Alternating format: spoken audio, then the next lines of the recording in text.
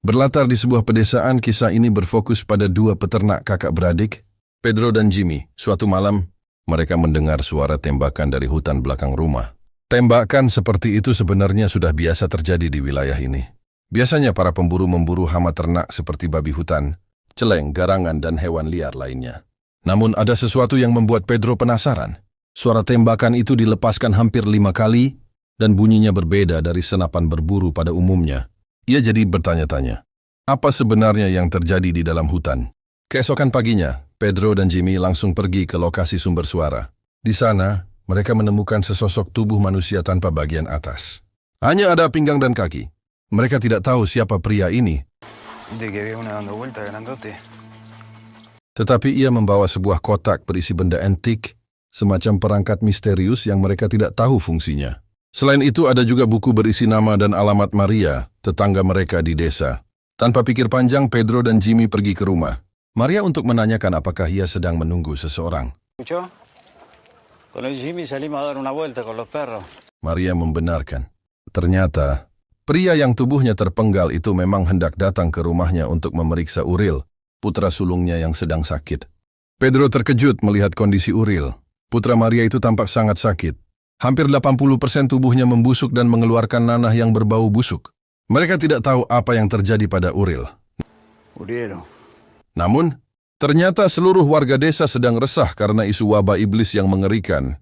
Wabah ini disebabkan oleh kekuatan gaib, supranatural, kutukan, dan sejenisnya. Siapapun yang terinfeksi wabah ini akan mengalami dampak yang berbeda-beda. Salah satunya adalah pembusukan seperti yang dialami Uril. Maria bercerita bahwa putranya sudah sakit seperti ini selama hampir 1 tahun. Mayat yang mereka temukan di hutan mungkin seorang ahli medis, tabib, dukun, atau paranormal yang berniat mengobati penyakit langka dan mengerikan yang diderita. Uril. Pedro dan Jimmy segera pergi ke kantor polisi untuk melaporkan kondisi Uril. Pedro komplain, kenapa bapak-bapak polisi membiarkan warga menderita begitu lama? Kenapa tidak segera bertindak? Namun para polisi itu justru membentak Pedro dan mengatakan bahwa mereka punya urusan yang jauh lebih penting daripada sekadar warga yang kesusahan. Jelas sudah, aparat di wilayah ini kurang peduli pada masyarakat.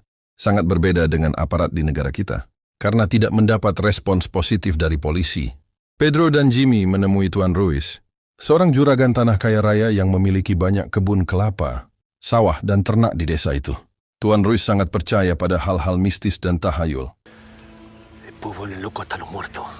Mendengar kondisi Uril yang membusuk selama setahun, ia langsung panik dan ketakutan. Sambil membentak Pedro, ia berkata, kenapa baru bilang sekarang? Saya takut wabah iblis ini akan mematikan semua ternak dan menghancurkan kekayaan saya. Tuan Ruiz nekat meninggalkan istrinya yang sedang hamil dan pergi ke rumah Maria. Ia berniat menembak Uril dengan senapan berburunya. Maria dan putra bungsunya memohon agar Tuan Ruiz tidak membunuh Uril. Sebenarnya, Maria sendiri sudah lama ingin mengakhiri penderitaan putranya. Namun menurut kabar yang beredar, membunuh orang yang terinfeksi, iblis justru akan menimbulkan keburukan yang lebih besar. Karena itulah Maria membiarkan Uril tetap hidup demi kebaikan bersama. Mendengar penjelasan Maria, Tuan Ruiz akhirnya membatalkan niatnya. Ia memilih menunggu di luar rumah sampai pagi.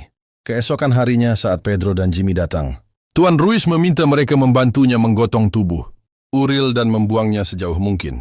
Ia berharap wabah iblis tidak menyebar dan mencemari desa mereka. Setelah berkendara sejauh 50 km, Tuan Ruiz dan Pedro terlibat perdebatan tentang pakaian mereka yang harus dibakar karena takut terkontaminasi wabah. Pedro menolak ide itu. Saat Tuan Ruiz terus mendesak, tiba-tiba ia hampir menabrak seorang anak kecil yang sedang bersepeda di tengah jalan. Untungnya ia berhasil menghindar sehingga tidak ada korban jiwa. Akhirnya mereka tiba di lokasi yang berjarak 100 km dari desa. Namun saat hendak membuang tubuh Uril, mereka menyadari bahwa mayat itu sudah hilang dari mobil. Mereka menduga Uril terjatuh saat Tuan Ruiz menghindari anak kecil tadi. Karena sudah terlalu jauh, mereka memutuskan untuk pulang saja dan berharap semuanya akan baik-baik saja. Di rumah, Pedro dan Jimmy masih terus memikirkan masalah ini. Apakah tindakan mereka sudah cukup? Apakah desa mereka akan aman? Tuan Ruiz pun sama. Ia bahkan tidak nafsu makan. Tiba-tiba, Ia mendengar teriakan istrinya yang sedang hamil. Ternyata salah satu kambing ternaknya bertingkah aneh. Matanya menatap tajam ke arah istrinya, seolah kambing itu kerasukan iblis. Dengan marah, Tuan Ruiz mengarahkan senapan ke kepala kambing itu.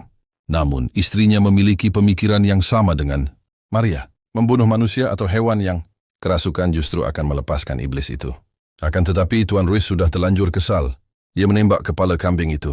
Sesaat kemudian istrinya menghantam kepala Tuan Ruiz dengan kapak, lalu bunuh diri. Teori tentang jangan membunuh orang yang kerasukan ternyata benar. Iblis itu kini lepas dan siap menebar kekacauan di desa yang damai ini. Kembali ke rumah Pedro dan Jimmy, Jimmy melihat bayangan kepala rusa yang bergerak sendiri. Tiba-tiba Ujang, putra bungsu Maria sekaligus adik Uril, datang. Ia menikfi bahwa tak ibunya itu menghilang sejak siang. Por favor, Don Yasurlo. Dan Tuan Ruiz dikabarkan tewas bersama istrinya. Ujang takut sendirian di rumah. Ia meminta Pedro dan Jimmy untuk mengizinkannya tinggal bersama mereka sampai ibunya kembali. Pedro merasa kasihan dan mengizinkan Ujang tidur di gudang dekat kandang sapi. Meskipun Jimmy kurang setuju, mereka tidak tega membiarkan Ujang pulang sendirian di malam yang gelap itu. Keesokan harinya, Pedro dan Jimmy pergi ke kota untuk mencari bantuan. Mereka juga berniat memperingatkan mantan istri Pedro agar segera keluar kota. Kebetulan mantan istrinya, Sabrina, sudah menikah, lagi dengan pria bernama Leo. Veía que venía, no me dijo nada. Necesito hablar con usted. Leo tampak ramah dan mengizinkan mereka masuk ke rumah.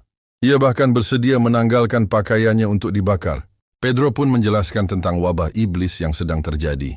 Namun Sabrina dan Leo justru kebingungan melihat tingkah aneh Pedro. Saat mereka sedang berdebat, anjing peliharaan Sabrina menjilati pakaian Pedro yang sudah terkontaminasi. Pedro segera membakar semua pakaian itu setelah diberi baju ganti. Selama menikah dengan Sabrina, Pedro dikaruniai 2 putra, Santino yang masih kecil, dan Fajar yang memiliki disabilitas mental. Sementara Leo dan Sabrina baru memiliki seorang putri kecil. Saat orang tua mereka sedang berdebat, putri kecil Sabrina itu melihat anjing peliharaan mereka. Tiba-tiba anjing itu menyeret gadis kecil itu keluar rumah. Pedro dan Leo mengejar mereka secara terpisah. Setelah mencari di sekitar komplek, Leo menemukan anjing itu tanpa sang putri. Ia langsung menembak anjing itu dengan senapannya. Pedro kembali ke rumah dan terkejut melihat gadis kecil itu tampak sehat dan baik-baik saja di pelukan Sabrina. Ia sadar ada sesuatu yang tidak beres. Pedro segera membawa kedua putranya, Fajar dan Santino, masuk ke mobil dan pergi dari sana secepatnya.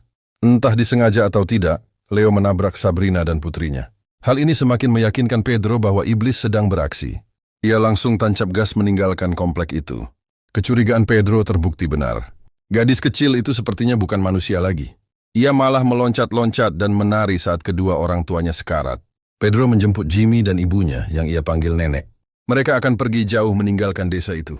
Di perjalanan, si nenek menceritakan kisah iblis kepada Santino. Por su nombre. Los nuevos tienen nombre.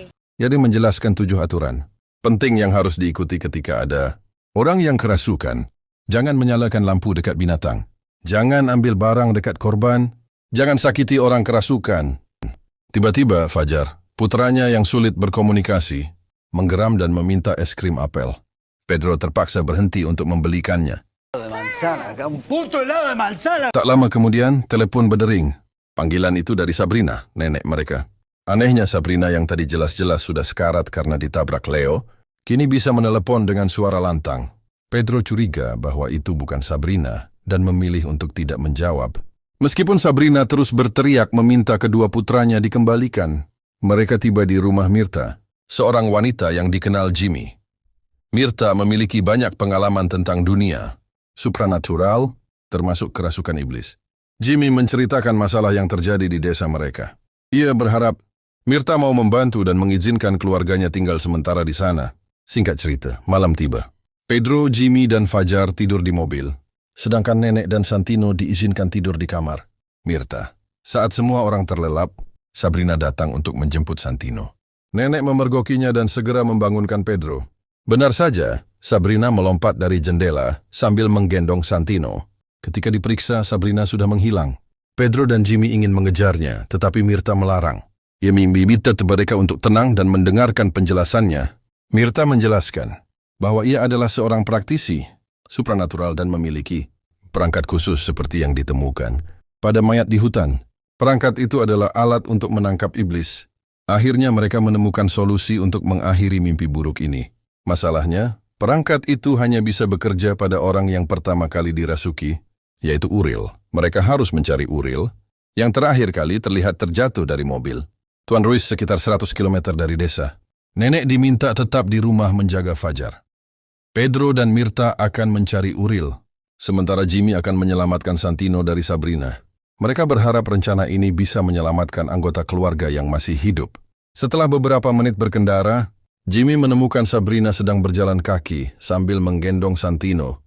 Ia terkejut melihat Sabrina memakan otak Santino. Jimmy merasa Sabrina sudah tidak bisa diselamatkan dan menabraknya dengan mobil.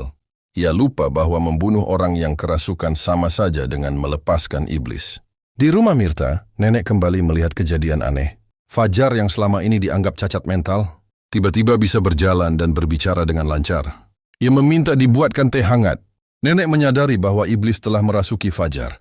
Pedro dan Mirta masih mencari tubuh Uril. Mirta menceritakan masa lalunya.